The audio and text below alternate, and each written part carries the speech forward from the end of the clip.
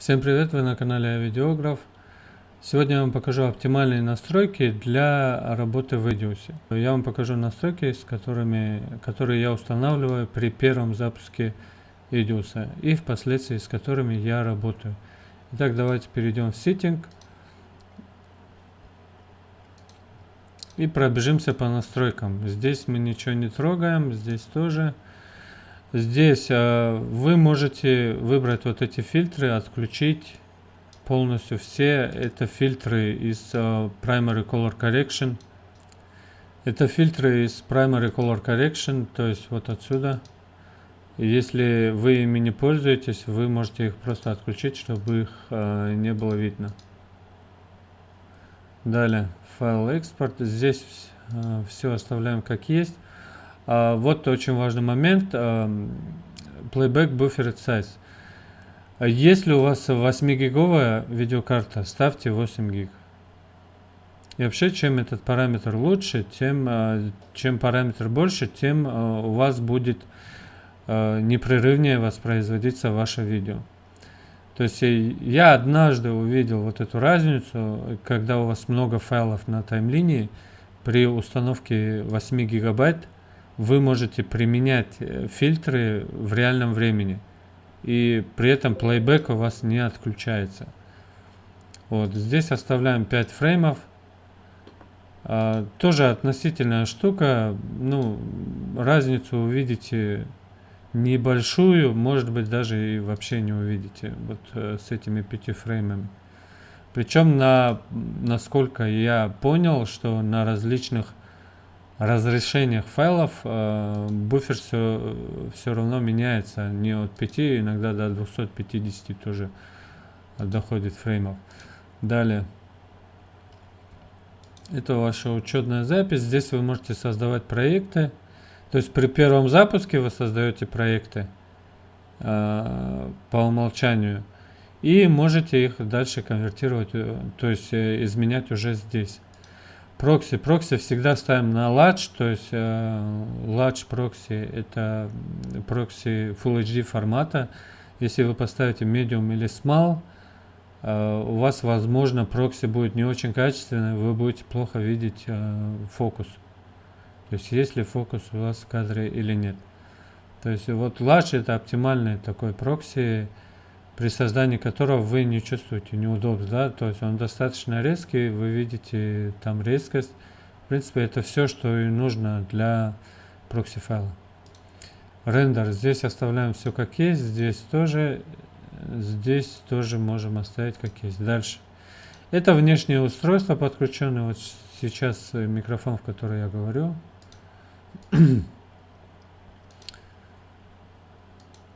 Так. Здесь тоже внешнее устройство. Не будем их трогать. Далее. Эффекты. Color Correction. То есть за фильтры у нас будет отвечать дискретная видеокарта 1070 Ti. То есть всю нагрузку по фильтрам возьмет именно дискретная карта. А графическое ядро, оно будет отвечать уже за воспроизведение непосредственно файлов, сжатия и так далее. То есть за обработку фильтров будет отвечать у нас дискретная карта. Ну, здесь все оставляем также, ничего не трогаем. VST Plugin Bridge. В старых версиях мы сюда добавляли папки наших плагинов, и они подключались к Edius. Сейчас в новых версиях не все плагины отсюда добавляются. То есть в большинстве своем плагины цепляются автоматически без и не имеют необходимости. Ну, их не нужно прописывать вот здесь. Дальше и импорт и экспорт. Ну, здесь вы можете установить, если вы пользуетесь Cinema файлами, то есть куда кинуть нагрузку, на CUDA или на OpenGL и так далее. Также здесь, допустим, если вы тяжелые файлы для RAID используете, тоже можете указать, задействовать CUDA для обработки или нет. Но для определенных, получается, кодеков Ну, здесь, если галочка не стоит, обязательно поставьте, но она обычно автоматом выставляется. Это самое важное. На HEVC, то есть 265 кодек, чтобы у нас стоял hardware encoder. Если он у вас заблокирован, скорее всего, у вас просто 10-я версия. Не 10.30, а просто 10-я. Если он у вас заблокирован, то придется, ну, либо обновляться, либо конвертировать уже с помощью видеокарты. Так, Still Image. Ну, вот здесь, допустим, обычно по умолчанию здесь либо TIFF, либо BMP стоит. Ну, по-моему, BMP. Я делаю JPEG, потому что иногда я просто сохраняю вот эти скрины, и потом их куда-то в YouTube или куда-то загружаю. То есть оптимальный формат для показывания, просмотра и так далее это JPEG, поэтому я стоп-кадры делаю в JPEG. Конечно, если вы печатаете там эти фотографии, или вам нужно их потом еще обработать предварительно, стоп-кадры, то делайте BMP или TIFF формат. А так у меня стоит JPEG. Далее XDCAM. Здесь, короче, тоже все не трогаем. Это тоже внешнее устройство. Все, по System Setting у нас больше никаких изменений нет. User Setting.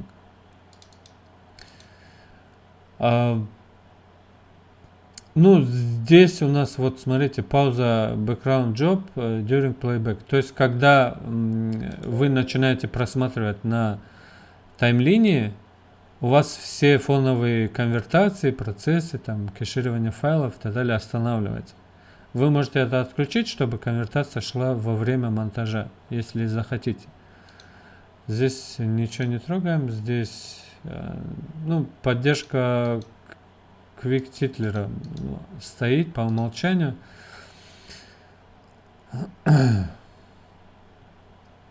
Здесь.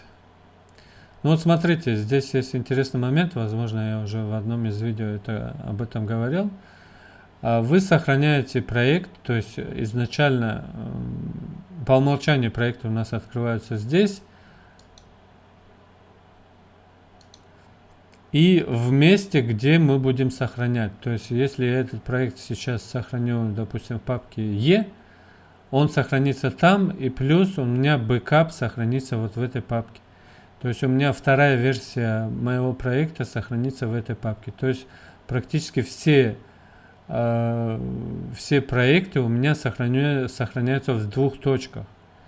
То есть одна сохраняется в месте, где хранятся файлы, а второй проект у меня сохраняется вот в этом месте. То есть если я какой-то проект вдруг потеряю или удалю, я найду его здесь. Это вообще независимое место, никак не связано с Edius. Я специально кинул туда проекты на всякий случай. Дальше Proximox. Здесь ничего не трогаем. Здесь, ну вот по waveform вы можете воспользоваться линейным, логарифмическим. То есть чтобы у вас waveform был линейным или логарифмическим. То есть если вы сделаете вот так, то логарифмически будет выглядеть вот так. Видите, да? То есть все вот эти затухания у вас будут плавными. Линейно будет вот так. Ну, это касается всех... это касается только звука. Это, то есть всех ключей даже на видео не касается. Вот, если кому принципиально надо, можете это использовать. Так что здесь больше ничего не трогаем. По переходам вы сами знаете, вот эта галочка. То есть если вы хотите, чтобы длина клипов при вставке перехода уменьшалась, эту галочку убираем. Если не хотите, тогда оставляем. Это показ на мониторах, то есть просмотр. И здесь обычно у всех стоит вот такая фигня. По-моему, даже еще больше. Вот. Обычно видео запускается вот с этими настройками. Я не люблю эти большие цифры. Я их делаю минимального размера и помещаю вот в этот угол. Можете поместить в этот угол, как вам удобно. Вот сюда нажмете, будет в этом углу.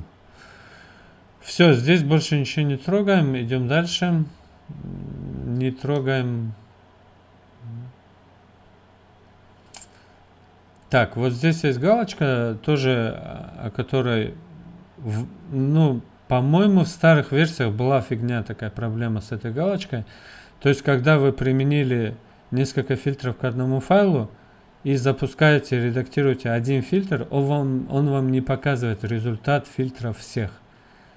То есть только после того, как вы закрываете, вы видите результат. Это неудобно, поэтому галочка здесь должна стоять. Прероллинг. Преролл. Не нужно, ничего не трогаем здесь. User setting. Ну тут уже по кнопкам. Так, bin. В bin. Это вот все эти активные кнопки, которые в bin находятся. Здесь кнопки вы можете по категориям раскидать, добавить, убавить кнопки на различных окнах. Здесь ничего не трогаю. Это горячие клавиши, тоже не трогаем. Здесь вы можете интерфейс настроить, цвет поменять и так далее.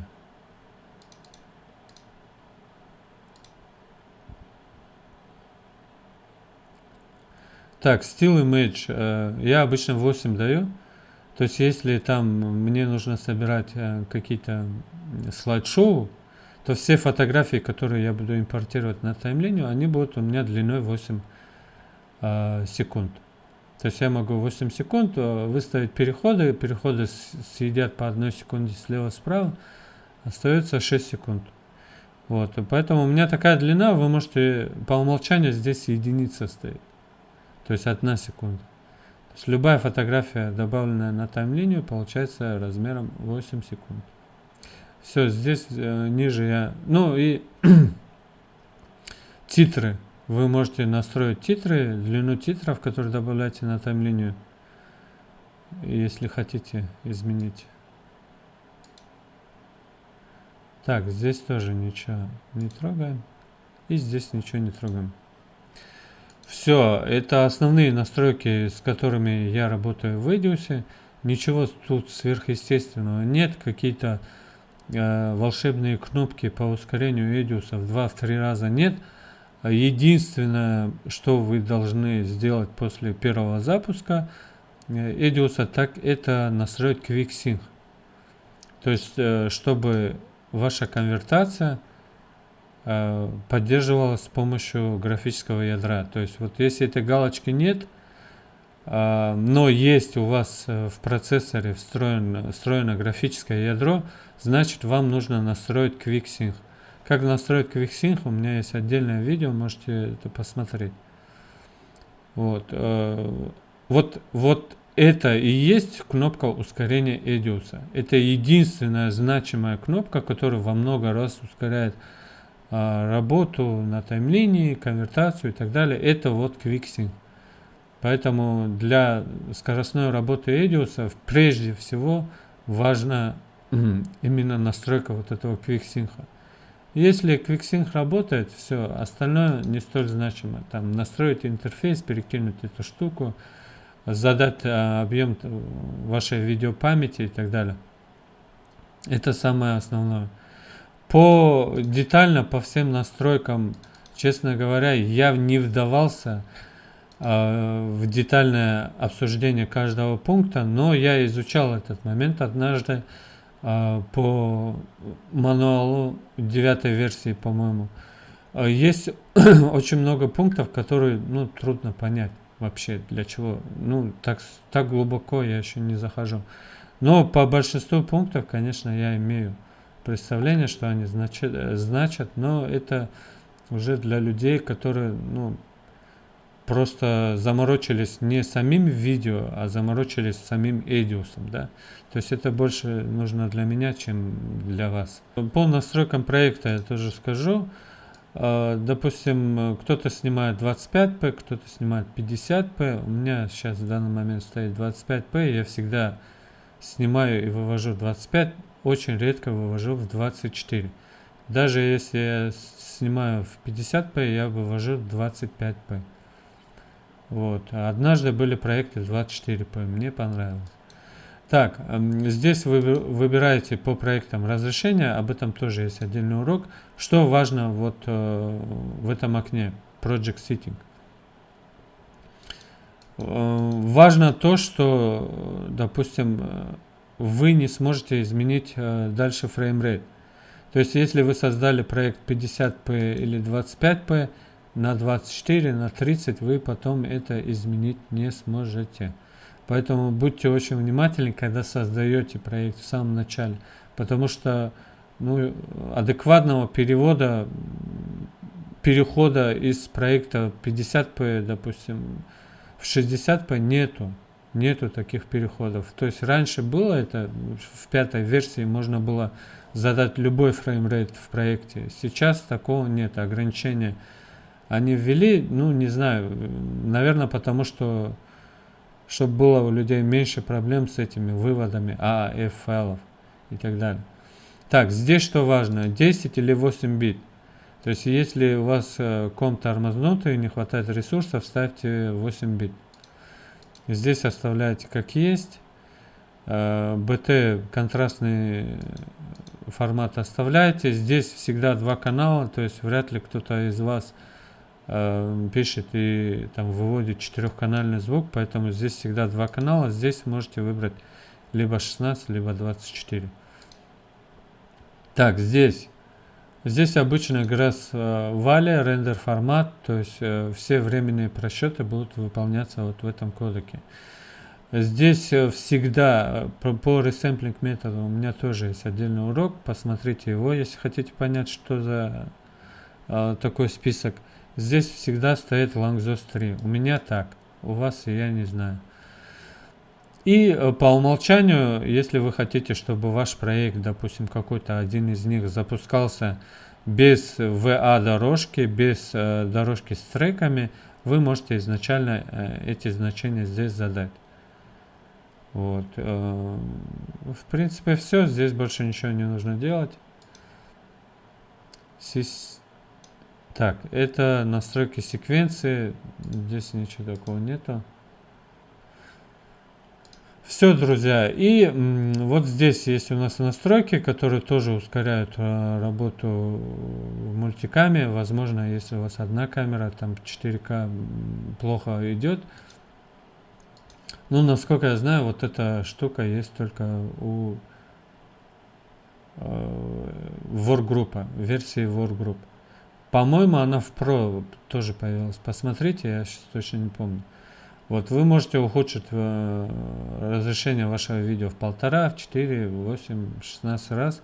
И тем самым вы получите гладкое воспроизведение на таймлине. Но при этом будет плохое качество вашего видео.